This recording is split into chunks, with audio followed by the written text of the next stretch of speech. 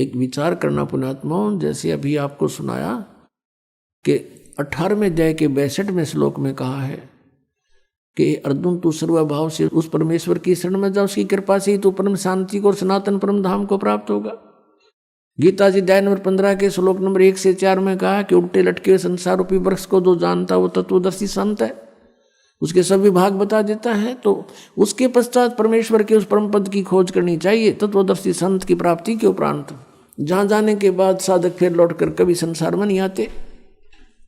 और अपनी जानकारी चौथे अध्याय के 5वें और 9वें श्लोक में, दूसरे अध्याय के 12वें श्लोक में, 10वें अध्याय के दूसरे श्लोक में गीता ज्ञानदाता कहता है अर्जुन तेरे और मेरे बहुत जन्म हो चुके, तू नहीं जानता मैं जानता हूं।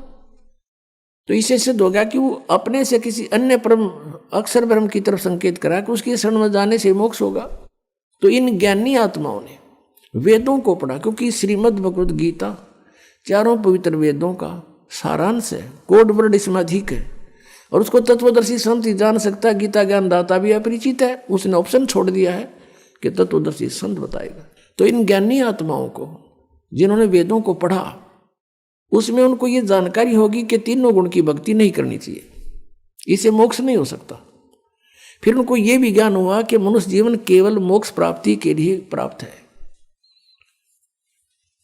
फिर इनको वेदों से ये भी जानकारी हुई कि पूर्ण मोक्ष तो उस समर्थ शक्ति से होगा, पूर्ण परमात्मा से होगा।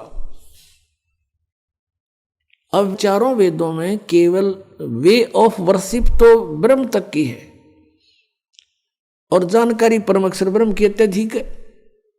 अब इनको तत्वदर्शी संत नहीं मिला, ऋषियों को, ज्ञानियों को। उन्होंने स्वयं निष्कर्ष निकाला श्री ब्रह्मा जी से डिस्कस करके, क्योंकि श्री ब्रह्मा जी को चारों वेद प्राप्त हुए थे सागर मंथन में, और ब्रह्मा जी ने वेदों को पढ़ा जैसा उसने समझा, क्योंकि इनकी बुद्धि ब्रह्म के हाथ में है, काल के हाथ में है। और ब्रह्मा जी का जब जन्म हुआ और उसको जब वो युवा हुआ तब तक वो बेहोश था, अचेत था। फिर कमल के फूल पर इसको रख दिया गया, वहाँ इसको सचेत किया गया। तो इसने देखा मैं कहाँ से आ गया, मेरा क्या उद्देश्य है। तो इस काल भगवान ने आकाशवाणी करी कि तप करो तप करो। ब्रह्मा जी ने 1000 वर्ष तक तप किया। जब इसमें सिद्धि आ गई, उच्चारज हो गया, तब इसने आकाशवाणी करी कि अब सृष्टि करो। तो वो जो आकाशवाणी थी वह थी तो ब्रह्म की, इस काल की, सरपुरुष की। और ब्रह्मा ने सोच लिया ये परमात्मा की आकाशवाणी है, तप करना। ये तो इसको वेद प्राप्त होने से पहले आकाशवाणी हो चुकी थी। फिर जब ये तीनों भाई इकट्ठे हुए, इनको आदेश दिया दुर्गा ने कि जाओ तुम सागर मंथन करो। तो दुर्गा जी के आदेश से तीनों ने रजगुण ब्रह्मा सतगुण विष्णु तमगुण शिव जी ने सागर मंथन किया। प्रथम बार ये 4 वेद निकले, चारों वेद ब्रह्मा को प्राप्त हुए। फिर ब्रह्मा जी ने पढ़ा, तो ब्रह्मा जी ने वेदों में, जैसे यजुर्वेद अध्याय नंबर 40 के मंत्र नंबर 15 में स्पष्ट किया है कि वायु अनिलम बसमांतम अथिदम अमृतम, वायु अनिलम अमृतम अथिदम बसमांतम शरीरम, ओम कर्तु समर किल्वे समर और कर्तुम समर।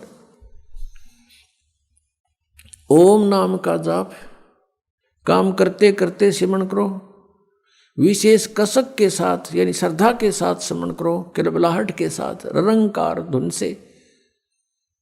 यानी एक ऐसी ररंकार धुन, ये नहीं ये नाम देते हैं 5 नाम, उनमें नहीं। ररंकार का अर्थ है जैसे मरता हुआ आदमी अपनी जीवन याचना करता है, ऐसे इस मंत्र में श्रद्धा रखे जो भी जाप करे। तो कहते हैं फिर और काम करते करते सिमरण करो, ओम नाम का जाप करो। तो ऋषियों ने ये जान लिया कि ओम इज द मंत्र ऑफ कंप्लीट गॉड।